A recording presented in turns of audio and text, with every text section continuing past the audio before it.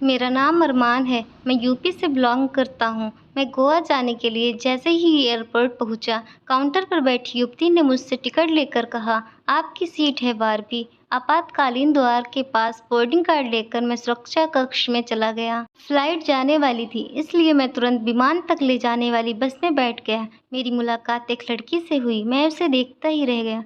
उसकी सीट के पास ही मेरी सीट थी और बैग ऊपर रखकर सीट पर बैठ गया। मैंने अपनी डायरी ओपन की। पहले ही पेज पर मीरा का मैसेज लिखा था, जिसमें लिखा था, मैं तुमसे शादी नहीं कर सकता। तुम मुझे भूल जाओ, मेरी शादी किसी और से होने वाली है। मैं उन्हीं बातों में खोया हुआ था, अंदर ही अंदर उसकी यादों में पागल हुए जा रहा था। नमस्कार, आवाज़ सुनकर चौंक कर आंखें खोली। एयर होस्टेस घोषणा कर रही थी, आपका विमान जो मुंबई होता हुआ गोवा जा रहा है, स्वागत है। आप सभी अपनी अपनी कुर्सी की पेटी बांध लीजिए। मैंने एक गहरी सांस ली, अपनी कुर्सी की पेटी बांधी और आंखें बंद कर ली। फिर से मीरा की यादों में डूब गया। सॉरी, मैंने चौंक कर आंखें खोली। सामने वही लड़की खड़ी, वह मुझे देखे ही जा रही थी। आप मेरी सीट बेल्ट के ऊपर बैठे हैं। मैंने चुपचाप अपने नीचे से सीट बेल्ट निकालकर उसे पकड़ा दी। वह मुस्कुराकर बैठ गई। वह अपनी डायरी पढ़ने लगी। मुझे फिर मीरा की याद सताने लगी। मैंने डायरी खोल ली और सोचने लगा, क्या लड़की का प्यार सिर्फ शादी के बाद दौलत के लिए होता है? प्यार मायने नहीं रखता। मीरा उस लड़के से शादी इसलिए कर रही है क्योंकि उसके पास घर है और कार है, जबकि मेरा घर तो ऐसे ही सिंपल है। आज ही उसकी शादी है। मैं इसलिए दिल्ली से चला आया, उसे अपने सामने विदा होते देखता तो ना जाने क्या कर बैठता। मुंबई में हवाई जहाज रुका, तब मैंने उस लड़की की डायरी निकाली और पीछे की ओर गया। उसका नाम रीना था। वह काम के सिलसिले से गोवा जा रही थी। उसने मुझे देख लिया। उसकी डायरी खोलते हुए चुपचाप हमने एक दूसरे की डायरी वापस कर दी। उसने अपनी डायरी खोली, तब उसने मेरे मैसेज को पढ़ लिया, जिसमें मैंने लिखा था, मैं आपका दर्द तो नहीं कम कर सकता, पर इसे महसूस ज़रूर कर सकता हूँ। मुझे पूरा भरोसा है कि आपको ज़िंदगी में सच्चा प्यार ज़रूर मिलेगा। यदि मैं आपके लिए कुछ कर सका तो मुझे खुशी होगी। फिर मैं अपनी सीट पर बैठकर अपनी डायरी खोलने लगा। तब मेरी नज़र उस पेज पर पड़ी जिस पर रीना ने लिखा था, ज़िंदगी में बहुत अप्स एंड डाउन होते हैं। मैं उम्मीद करती हूँ आप मीरा की यादों से जल्द ही बाहर निकलें और आप अपनी ज़िंदगी में आगे बढ़ें। कुछ देर बाद हम एक दूसरे को काफ़ी जानने लगे और एक दूसरे से बात करने लगे। जब गोवा के आने में कुछ टाइम बचा था, तब रीना ने मुझसे कहा, मुझसे दोस्ती करोगे? उसने मेरे मन की बात कह दी। मैंने झट से हाँ कर दी। जब गोवा पहुँचे तो हमने एक साथ बहुत मस्ती की। हम दोनों को एक दूसरे से अट्रैक्शन होने लगा। जहाँ भी जाते साथ जाते। वो मेरा इतना ख्याल करती, वो आगे से आगे हर चीज़ का ध्यान देती। शायद मुझे रीना से प्यार होने लगा था। मुझे वो अच्छी लगने लगी थी। तब मुझे एहसास हो रहा था, जो होता है ज़िंदगी में कभी कभी अच्छे के लिए होता है। शायद वो मुझे डिज़र्व ही नहीं करती थी। एक दिन रीना बाहर गई हुई थी।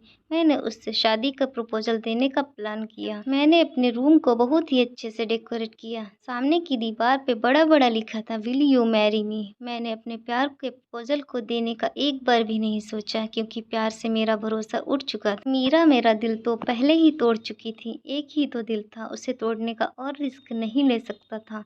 मैं रीना का इंतज़ार कर रहा था। 2 घंटे हो चुके थे। शाम का 6 बज चुका था। अभी तक रीना वापस नहीं आई थी। मुझे डर लग रहा था, कहीं रीना ने भी मेरा प्रपोजल ठुकरा दिया। फिर अचानक से रीना का फ़ोन आता है। रीना बोलती है, अरमान, मुझे अभी दिल्ली के लिए निकलना होगा। मैं इधर से ही एयरपोर्ट पहुंच रही हूँ। तुम मेरा सामान लेके आ जाना। और फ़ोन कट कर देती है। मैं फिर से इतना उदास हो गया, मानो ऐसा लग रहा था जैसे मेरी ज़िंदगी में कुछ रहा ही नहीं। एक बार फिर से मेरी पूरी दुनिया उजड़ गई। मेरी आंखों से आंसू नहीं रुक रहे थे।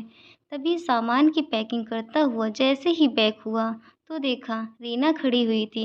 मैं एकदम शॉक हो गया। मैंने कहा, तुम? रीना मुस्कुराते हुए और मेरे आंसू पोंछते हुए बोली, मैंने बाहर से ही देख लिया था, तो बस मजाक कर रही थी। तुम इतना हर्ट हो जाओगे मुझे अंदाज़ा भी नहीं था। मुझे तुमसे प्यार तभी हो गया था जब हम गोवा आए थे। फिर मैंने रीना से एक प्यारे से अंदाज में बोला, will you marry me Reena. Reena ने शादी के प्रपोजल को एक्सेप्ट कर लिया। फिर हम दिल्ली से घर चले आए।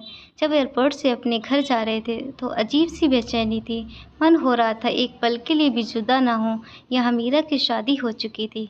घर आके अपने घर पे शादी की बात की तो मेरे घर वाले तो मान गए, पर उसके घर वाले मान नहीं रहे थे। रीना ने मुझसे कहा, अरमान, मैं शादी तो तुम्ही से करूँगी, चाहे मुझे जो भी करना हो। रीना के घरवाले शादी के लिए हाँ नहीं कर रहे थे, फिर भी मुझे सोच के अच्छा लग रहा था। रीना कितनी अच्छी है, वो मुझसे सच्चा प्यार तो करती है। एक दिन सुबह 8 बजे रीना का फ़ोन आया। रीना बहुत ही खुश थी। मैंने रीना से बोला, आज खुश होने की वजह बताओगी?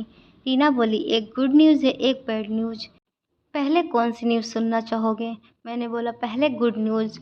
उसने बताया, मेरे घरवाले शादी के लिए मान गए हैं। मैं खुशी से झूम उठा, इतना अच्छा लग रहा था। अब मैंने बोला, अब बैड न्यूज़ क्या है? उसने बताया, घर वालों ने बोला है जब तक शादी नहीं हो जाती तुम एक दूसरे से नहीं मिल सकते। मैंने बोला, चलेगा। रीना ने अपने घर वालों को आखिर मना ही लिया था। इतना अच्छा लग रहा था मानो दुनिया की सारी खुशियाँ हमें मिल गई हों। हमारे घर शादी की तैयारियां शुरू हो गईं। अब मैं और रीना एक साथ बहुत खुश हैं। अगर मेरी कहानी पसंद आई तो वीडियो को लाइक करें, शेयर करें और प्लीज़ चैनल को सब्सक्राइब ज़रूर करें ऐसी ही नई कहानी सुनने के लिए।